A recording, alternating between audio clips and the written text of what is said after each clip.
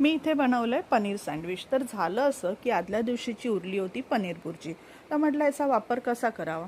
काय केलं की बघा, हे पनीर बुर्जीचं बनवलेलं आहे इथे मी पनीर सँडविच। त्यासाठी काय केलं, मार्केटमधून ब्रेड आणले फ्रेश। आता त्याचे 2 स्लाइस असे घेतले, त्यावरती ग्रीन चटणी लावून घेतली। ग्रीन चटणीची रेसिपी, पुदिना आणि कोथिंबीरीची चटणीची रेसिपी ऑलरेडी मी चॅनलवरती पोस्ट केलेलीच आहे, त्याची लिंक हवी तर मी ते खाली अटॅच करतेच। तर नक्की अशी करून ठेवा, चटणी तुम्हाला कधीही कुठेही ही रेसिपीमध्ये यूज होते। तर बघा, ग्रीन चटणी ब्रेडवरती इथे स्प्रेड करून घेतलेली आहे। थोडासा त्याच्यावरती टोमॅटो केचप टाकून घ्यायचा आहे आणि तो पण स्प्रेड करून घ्यायचा आहे।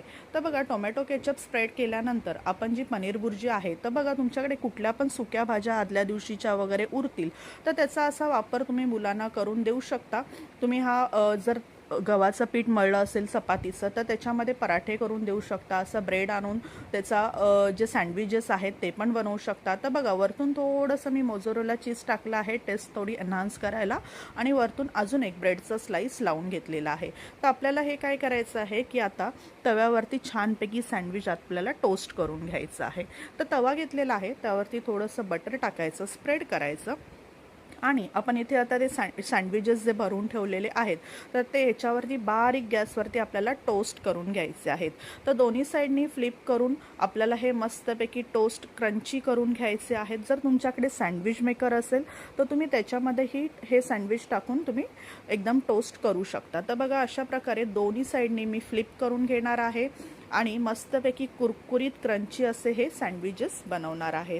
तर वरतून पण थोडंसं बटर लावून घेतलेलं आहे आणि हे मी फ्लिप करून दोन्ही साईडनी एकदम कुरकुरीत टोस्ट होईपर्यंत असं फ्राय करून घेतलं होतं। चवीला अप्रतिम लागतं आणि भाजीचाही उपयोग झाला। तुमच्याकडे कुठल्या आदल्या दिवशीच्या सुक्या भाज्या, कोबीची, बटाट्याची, फ्लॉवरची उरली असेल तर त्याचंही तुम्ही अशा प्रकारे सँडविचेस करू शकता। खूपच छान चवीला लागतात आणि मुलंही खातात आवडीने। तर बघा, आपलं इथे सँडविच रेडी झालेलं आहे, त्याला कट करून घेतलेलं आहे आणि वरतून थोडेसे शेव टाकलेले आहेत। हे ऑप्शनल आहेत, चीज पण ऑप्शनल आहे, तुम्हाला जर हवं असेल तर तुम्ही टाकू शकता किंवा नुसत्या पनीरची भाजी टाकून पण छान लागतं। तर बघा, इथे थोडंसं इथे चटणी टाकून घेतलेली आहे, कोथिंबीर टाकलेली आहे आणि हे सर्व केलेलं आहे। तर तुम्ही पण करा, खा आणि मला कमेंट करून नक्की सांगा। रेसिपी आवडली असेल तर चॅनलला जाता जाता सबस्क्राईब करायला विसरू नका। धन्यवाद।